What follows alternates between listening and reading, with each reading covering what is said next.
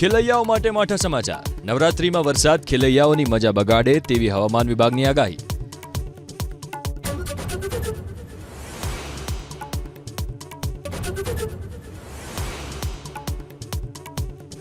માતા વૈષ્ણોદેવીના ભક્તો માટે સારા સમાચાર. આજથી શરૂ થશે યાત્રા. 26 ઓગસ્ટે ભૂસ્ખલન બાદ બંધ કરાઈ હતી યાત્રા.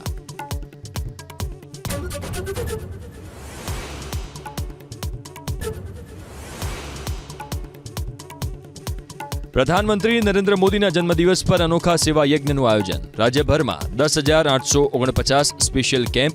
નરેન્દ્ર મોદી સ્ટેડિયમ સહિત 600 સ્થળોએ બ્લડ ડોનેશન કેમ્પ. ખેલૈયાઓ માટે માઠા સમાચાર. નવરાત્રીમાં વરસાદ ખેલૈયાઓની મજા બગાડે તેવી હવામાન વિભાગની આગાહી.